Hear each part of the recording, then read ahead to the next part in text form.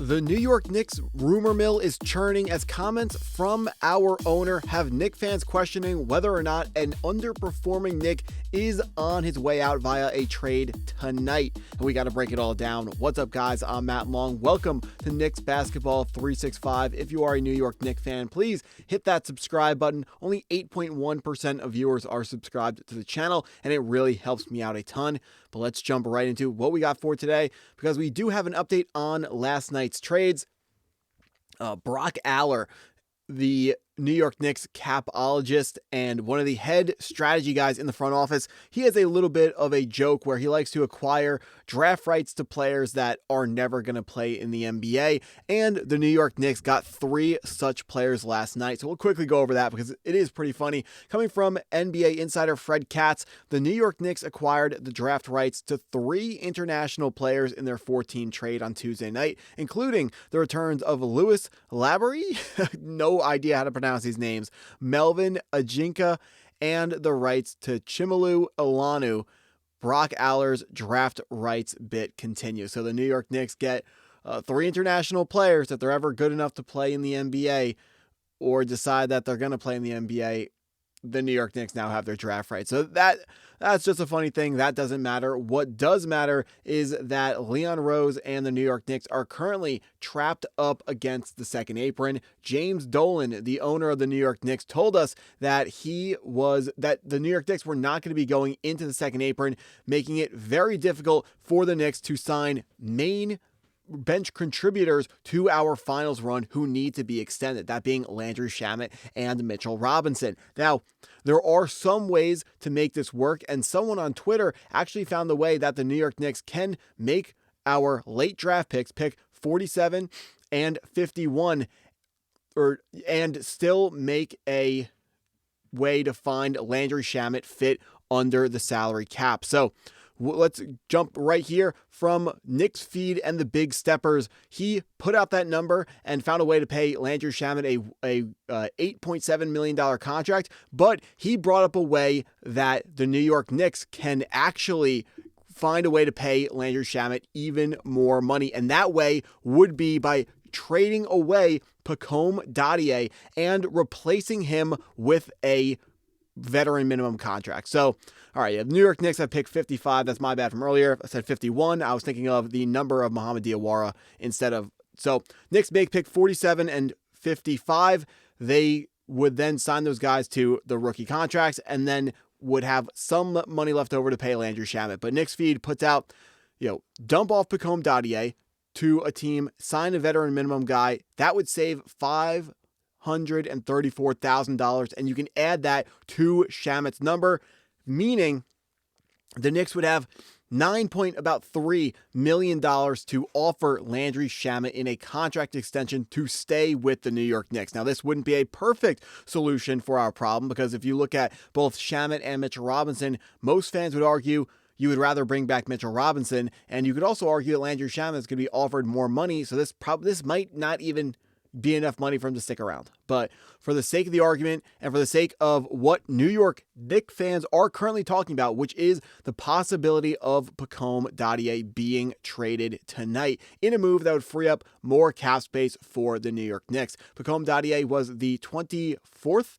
overall pick in 2024. He may have been the 25th overall pick, but first round pick of the New York Knicks back in 2024, has not been able to find a foothold with the team over his 2 seasons, despite the Knicks getting contributions from second round picks over that time. We got contributions from Tyler Kolek, contributions from Ariel Hukporti, contributions from Mohamed Diawara, yet our first round pick has not been able to break into the rotation at all. We're not expecting Pacome Dadiet, who was selected to be a developmental guy. I understand that. I know he wasn't picked up to be a game-changing guy early on in his career.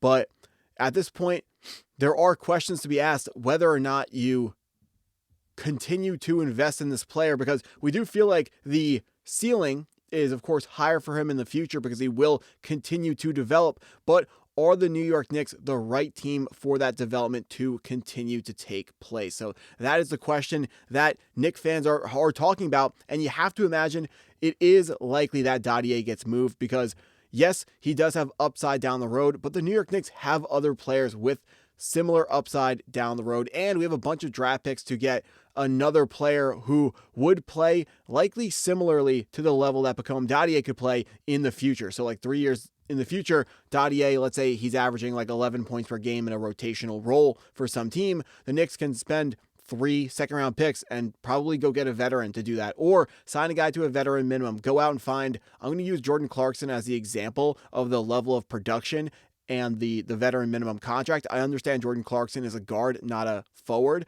but if you got the small forward version of Jordan Clarkson on a veteran minimum contract, you can very likely replace what Pacome Dadiet would be in a couple of years while freeing up the current cap space that Pacome Dadiet carries. And the New York Knicks could also maybe get a little bit of, maybe they get a second round pick or multiple second round picks on top of that to further add to the treasure chest of draft picks that we want to collect. We put out a lot of assets to go acquire Mikal Bridges. Those picks, every single one of them were worth it now that we are champions, but the Knicks' future draft capital is not looking amazing. One of the reasons why we acquired 5 second-round picks last night.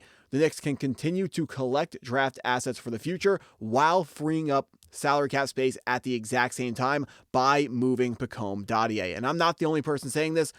Knicks writer Devon Platana also put out, Dadiet has only averaged 5.3 minutes of action in 43 regular season games over 2 years. He's still a work in progress too, proven by his career 1.7 points per game on 33% from the field to 25% from 3, and then 76% from the free throw line shooting splits. Sure, he averaged 2.9 points per game with a 50% field goal rate in 7 games this spring, but potential trade partners didn't see what he can do in the thick of the postseason as he was kept on the bench throughout the NBA Finals. Now,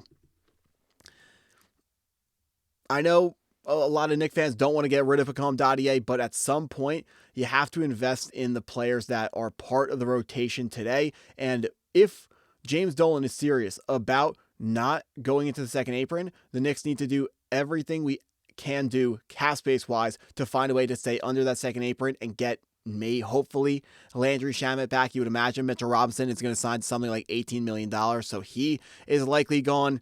It's going to be a tough situation salary cap wise. We do have more info here from Brett Siegel from Clutch Points. He said there are a few teams interested in moving up to either 31 or 32 for Malik Thomas. That is the New York Knicks pick at 31, Timberwolves pick at 32.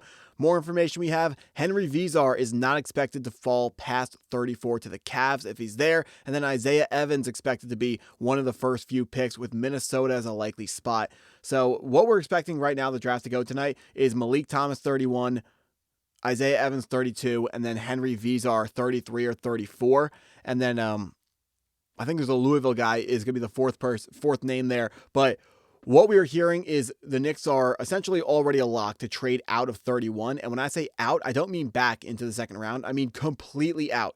Right now, it is my understanding, reading everything that I possibly can and talking to as many people as I can possibly talk to, it is my understanding that the plan for the New York Knicks tonight is to make pick 47, or first, let's start with the earliest pick, trade completely out of pick 31 for future draft capital, make a selection at 47, which is the selection we acquired last night in the Koa Pete trade. If you were paying close attention, you know who that is, but we have pick 47 now. And make a pick at 55, sign those 2 players, and roll with it. That's what I'm expecting to see is going to happen tonight, but we will find out. Stuff's going to be moving fast and furious, and hit that subscribe button if you do not want to miss out on it. That's what I got for this video. If you stuck around this long, I appreciate you taking the time to watch the video all the way through. Please hit that like button if you haven't already. Hit the subscribe button if you're new to the channel, and go Knicks.